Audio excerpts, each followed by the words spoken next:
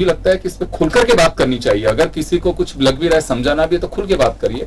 और अगर वास्तव में कोई फ्रेंड सर्किल में लोग हैं, मैं यूं इस वजह से कह रहा हूं इस प्लेटफॉर्म से, अगर आपके फ्रेंड्स को भी लगता है, अगर उनकी अच्छी चॉइस है और भगवान करे बहुत अच्छा रिश्ता उनका बैठे, हम चलिए एक लिव इन पे ही अभी जा रहे हैं, लेकिन दो चीजें हम मिस कर रहे हैं अभी। एक तो लेट एज में मैरिज करना और बच्चे डिले।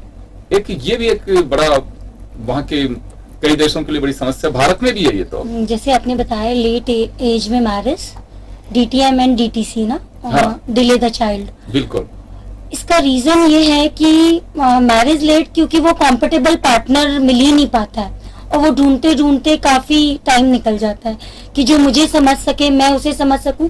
क्योंकि समाज की, जैसे मैंने पहले भी बताया, आसपास की, अपने रिलेशन की, अपने फ्रेंड सर्कल की स्थिति देखते हुए उन्हें लगता है कि नहीं, मैं कोई गलत डिसीजन ना ले लूं। क्योंकि मैरिज एक गाड़ी नहीं है जो हम खरीद लिया तो 5-6 साल बाद फिर बदल लेंगे। Marriage is the decision of life time, और हमारे मैच्योरिटी के बाद का डिसीजन है। तो उसमें कोई भी यूथ, एजुकेटेड यूथ, पढ़ी लिखी महिलाएं, पहले क्या होता था, मैरिज पेरेंट्स ने जिसके साथ बांध दिया लड़कियों को, बंद गई। लड़के फिर भी डिसीजन लेते थे, हाँ भैया तुझे पसंद आई या नहीं। आजकल लड़कियां सोचती हैं कि जो कॉम्प्रोमाइज मेरी मदर ने, मेरी सिस्टर ने, मेरी फ्रेंड ने किया, वो मैं नहीं करना चाहती।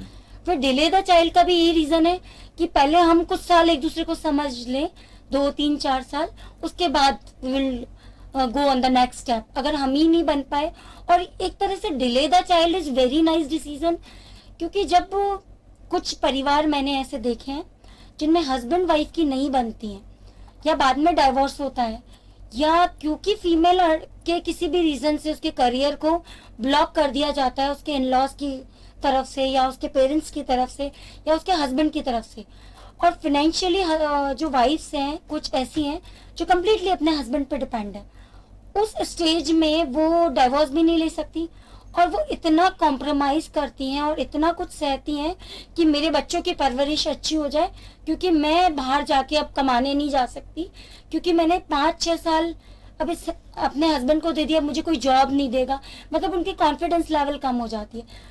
तो अगर बच्चे भी उस चीज में पिसे, अगर आज सपोज करिए मेरे और मेरे हस्बैंड में नहीं बन रही है, और हमारे 2 बच्चे हो गए शादी के 5 साल में, फिर उन बच्चों को कितना सफर करना पड़ेगा, आप सोचिए। तो delay the child is a very good decision, and delay the marriage is also good decision till you can get the compatible partner. इसका बहुत बड़ा रीजन है कि बाद में डाइवोर्स हो, सेपरेशन हो।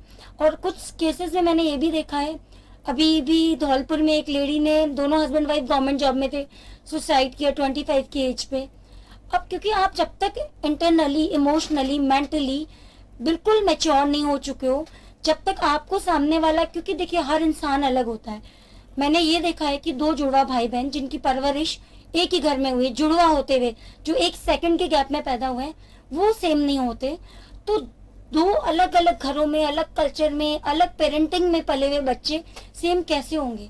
तो जब तक 2 लोग एक दूसरे के कंफर्टेबल नहीं होंगे, मैरिज सक्सेसफुल नहीं हो सकती। और मैरिज सक्सेसफुल नहीं होगी तो बच्चे लाना तो एक अच्छा डिसीजन है ही नहीं उस मैरिज में, जो मैरिज ही सक्सेसफुल नहीं है। फिर वो बच्चे भी सफर करेंगे, और कुछ एज में जाने के बाद या तो बच्चे किसी गलत कंपनी में पड़ जाते हैं, या बच्चे सुसाइड करते हैं, वो पढ़ाई नहीं कर पाते, बच्चे डिप्रेशन में चले जाते हैं।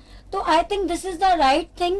गलत मैरिज में सरवाइव करने से अच्छा, या किसी और नेक्स्ट जनरेशन को जो इस दुनिया में नहीं है उसको ला के आगे और फिर सफर करवाने से अच्छा, ये अच्छा डिसीजन है बहुत। सिमरन, आपके पास में आना चाहूंगा मैं।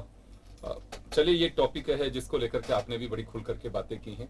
2 चीजें मैं यहाँ पे आपसे शेयर करना चाहूंगा, क्योंकि लिव इन पे